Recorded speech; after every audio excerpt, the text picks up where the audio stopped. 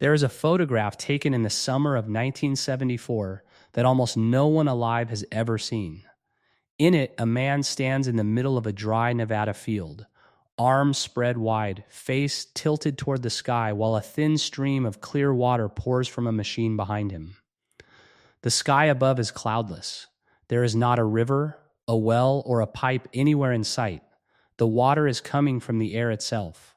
His name was Harold Eugene Crofton. And within 2 years of that photograph being taken, he would be dead, his machine would be destroyed, and every blueprint, every notebook, every handwritten formula he had ever produced would be reduced to ash and smoke on a cold November morning in 1976. This is not a story that made the front pages. There was no congressional hearing, no investigation that led anywhere, no museum exhibit, no documentary before this one.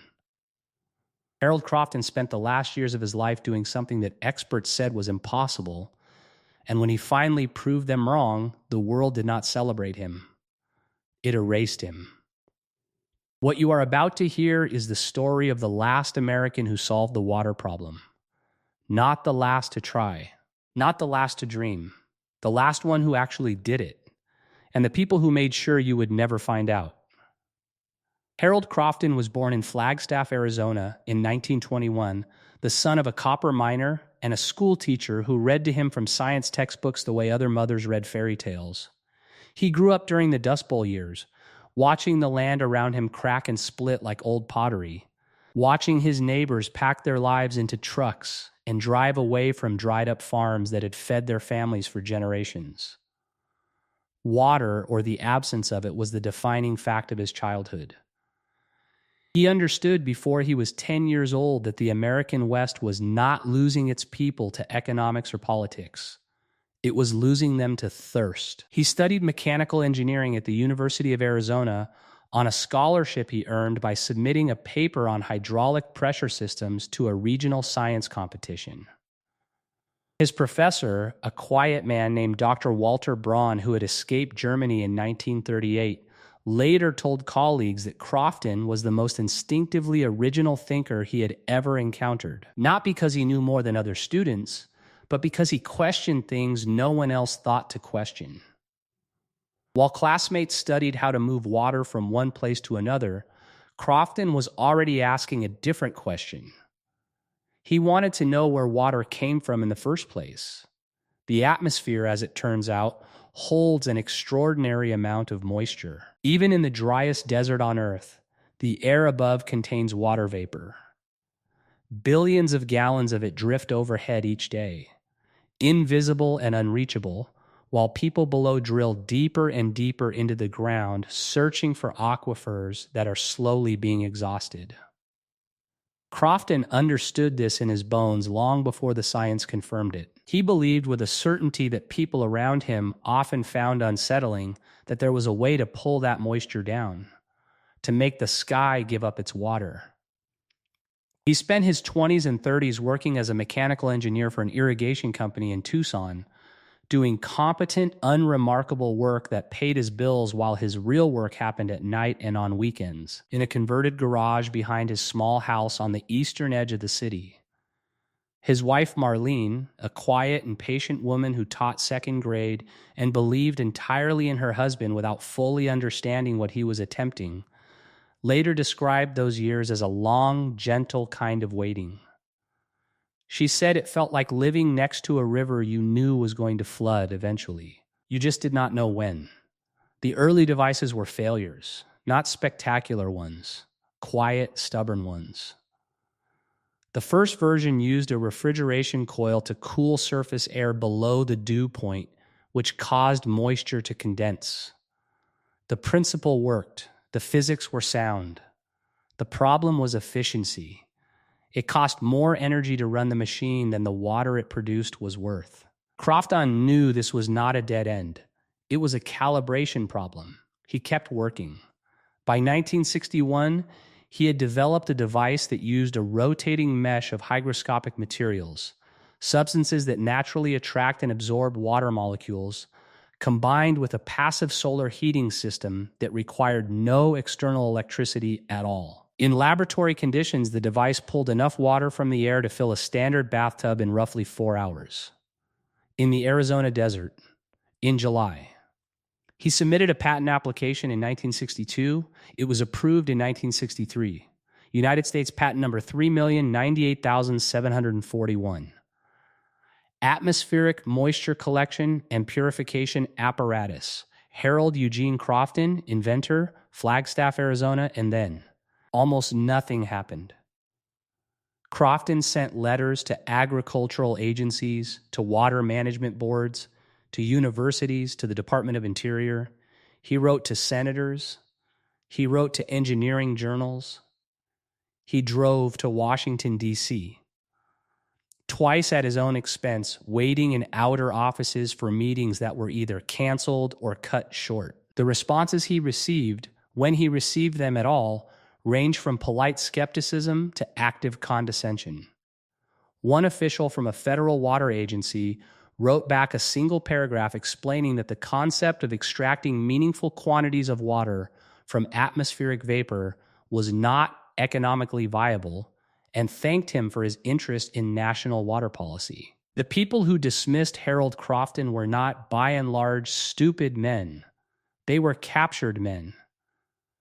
Captured by the infrastructure they had helped build.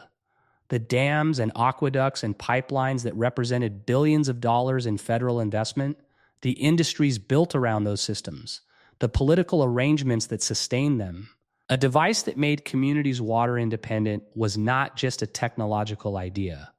It was a threat to an entire architecture of power and dependency.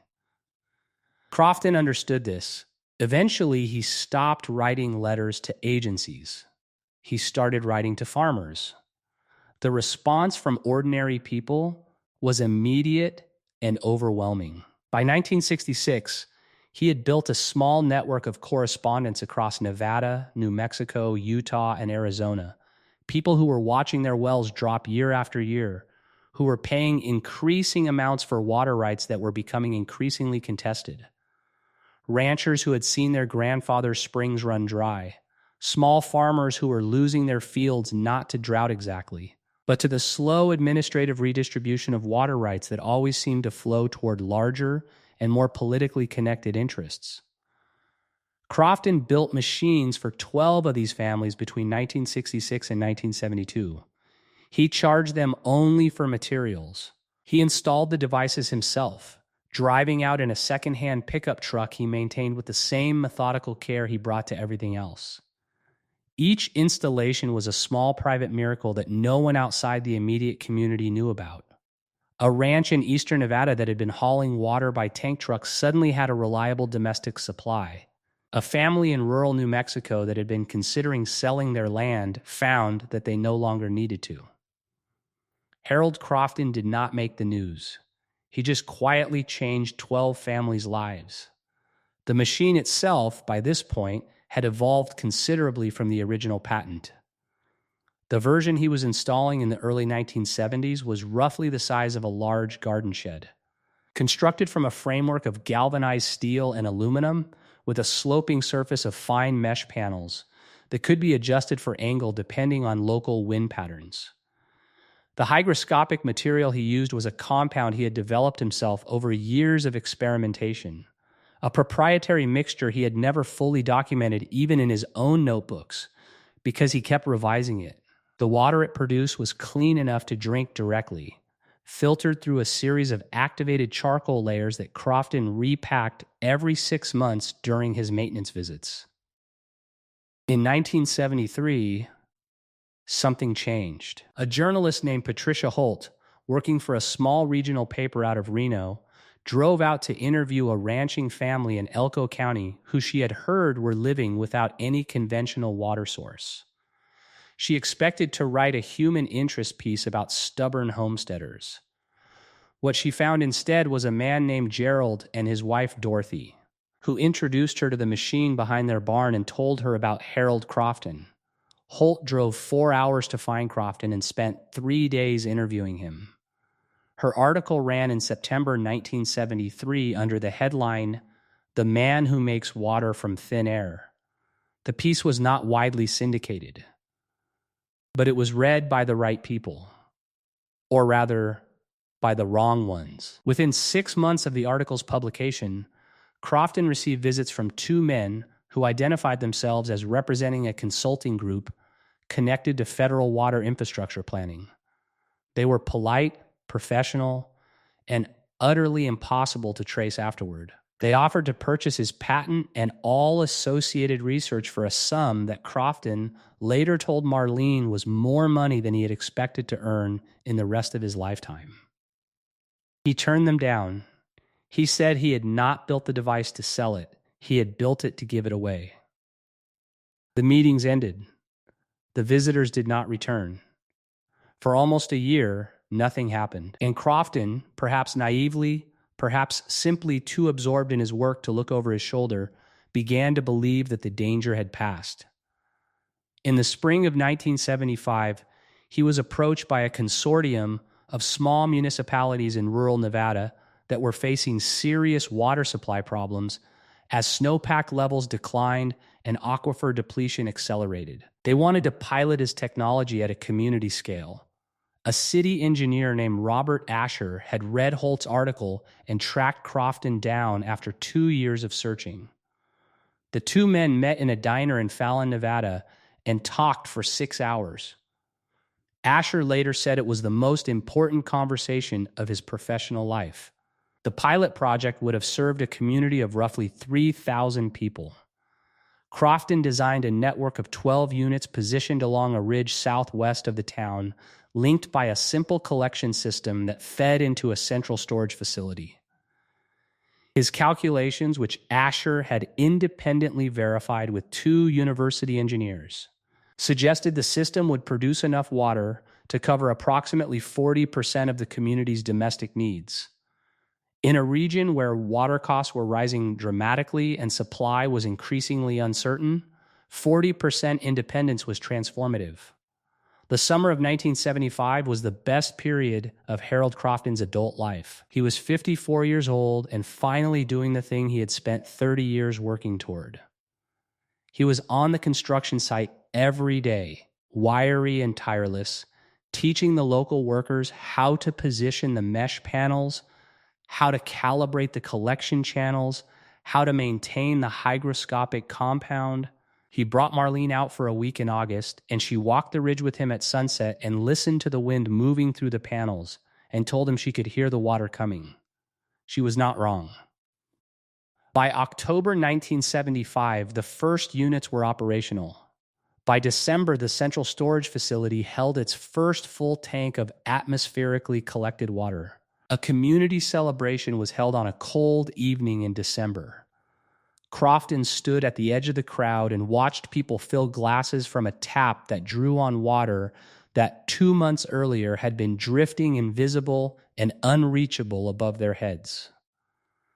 An old woman touched his arm and said something to him that he never repeated to anyone. Whatever she said, Marlene noticed that her husband was quiet for the rest of that evening in a way that was different from his usual quietness. He seemed, she said later, to have arrived somewhere. The media attention that followed the December celebration was modest but meaningful. A wire service story ran in papers across the Southwest. A television crew from a Las Vegas station came out and filmed a brief segment. Engineering journals began requesting information. Robert Asher was preparing a formal report to submit to state water authorities. Crofton was scheduled to speak at a water resource conference in Denver in the spring of 1976. For the first time, the work was going to reach the people who could replicate it, scale it, spread it. On November 14th, 1976, Harold Crofton's workshop burned down. The fire began at approximately 2 a.m. and consumed the structure completely within 40 minutes. The Croftons lived in a house at the front of the property, separated from the workshop by a gravel driveway and a small orchard. Marlene woke to the smell of smoke. She woke Harold. By the time they reached the front yard, the workshop roof was gone. The fire investigators' report, filed 3 weeks later, concluded that the fire was of undetermined origin, most likely an electrical fault in the wiring of the ventilation system. Crofton told investigators that the ventilation system had been rewired 8 months earlier and inspected twice since then. His objections were noted in the report and then not pursued. The case was closed. What burned in that workshop was irreplaceable. The original prototype device partially disassembled for modifications. 42 notebooks containing 15 years of experimental records. 3 crates of material samples, including Crofton's proprietary hygroscopic compound, none of which he had ever sent copies of off-site because he had never imagined he would need to. The complete technical drawings for the Nevada pilot project, including the refinements he had made based on the first operational season. A correspondence file containing the names and locations of every family who had received one of his devices. What did not burn were the 12 machines already installed on 12 properties across 4 states. But without the documentation, without the compound formula, without the systematic record of what worked and what needed adjustment, those machines could not be maintained indefinitely. Within 4 years, most of them had stopped functioning. The families who had relied on them returned to conventional water sources. Some of them tried to find Crofton to ask for help. By then, he was not findable in any meaningful sense. Harold Crofton did not die in the fire. He survived it. But something essential did not. He spent the winter of 1976 and 1977 in a kind of suspended state that Marlene described as being present in body but absent in some deeper way. He went through the motions of daily life. He ate, he slept, he drove to the hardware store. He sat in the yard in the afternoons and looked at the empty space where his workshop had been. He did not build a new workshop. He did not begin to reconstruct his notes from memory, though friends urged him to try. He simply stopped. Robert Asher came to visit in February 1977 and stayed for a weekend, hoping to help Crofton find a way forward. He brought a younger engineer named Paul Whitmore, who was willing to help reconstruct the technical work from scratch, using the operational data from the Nevada pilot project as a starting point. Crofton was polite and quiet with both men. He showed them around the property. He made them coffee. He never once talked about the work. Asher wrote to Marlene the following month and asked directly whether Crofton had any intention of continuing. She wrote back that she did not know how to answer the question, because what she understood from living with Harold was that he had not made a decision to stop. Something had simply stopped in him, the way a clock stops, not from being wound too tight, but from the mainspring breaking clean through. Harold Eugene Crofton died in March 1983 from a cardiac event in the house on the eastern edge of Tucson where he had done his original work. He was 61 years old. The obituary that ran in the local paper mentioned his career as a mechanical engineer and his work in irrigation systems. It did not mention the patent. It did not mention the Nevada project. It did not mention the water. Patricia Holt, the journalist who had written the original 1973 article, attended the funeral. She was one of approximately 30 people there. She told Marlene that she had always planned to write a longer piece, a book maybe, about Harold and his work, and that she was sorry she had not done it sooner. Marlene thanked her and said there was still time.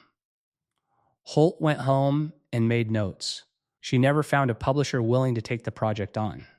She died in 1994. The Nevada pilot project infrastructure remained on the ridge southwest of town for several more years, the panels slowly oxidizing, the collection channels filling with debris, the steel frame bending slightly as bolts corroded and loosened in the seasonal freeze and thaw. At some point in the late 1980s, someone removed the panels, probably for scrap. The frame was taken down when the land changed ownership.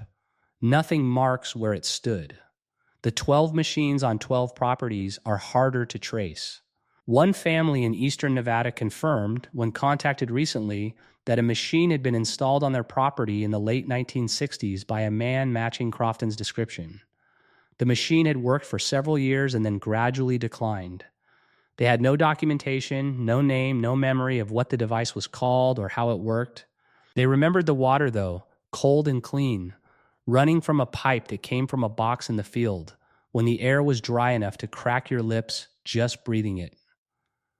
The patent, United States patent number 3,098,741, expired in 1980, as patents do, 17 years after issuance. By the time it expired, no one had licensed it, no manufacturer had expressed interest, and no government agency had funded further research into it. The atmospheric moisture extraction technologies that exist today were developed largely independently by researchers in other countries decades after Crofton's work was complete. None of the papers those researchers published cite his patent. Whether they knew it existed is unclear. Whether they were encouraged not to look too carefully is a question that has no answer, because no record of that encouragement, if it existed, was left behind. What we are left with is the photograph from 1974. A man in a dry field with his arms spread wide and water falling from a machine behind him and a cloudless sky above. Someone took that photograph and someone kept it, and it surfaced decades later in a collection of papers donated to a small regional archive in Arizona, misfiled under a category heading that had nothing to do with engineering or water or Harold Crofton. It was found by an archivist doing a routine inventory who did not know what she was looking at and set it aside, meaning to research it later, and eventually did. What is most striking about the photograph, if you look at it long enough, is not the water or the machine or the cloudless sky. It is the expression on Harold Crofton's face. He is not looking at the camera. He is looking up into the dry air above him, the same air that is giving up its moisture to his machine. And his expression is not triumph. It is something quieter than that. It is the look of a man who has finally been proven right about something he knew was true for a very long time, by a world that spent decades telling him he was wrong. He was the last American who built a device that pulled water from air. Not the last to dream about it. Not the last to try. The last one who stood in a dry field in the American West and made the sky give up what it was holding. And the most heartbreaking thing, the thing that stays with you after you learn this story, is not the explosion, not the cover-up, not even the loss of everything he built. It is the fact that the water was real. The machine worked. The sky, it turns out, was never empty. We just stopped asking it to share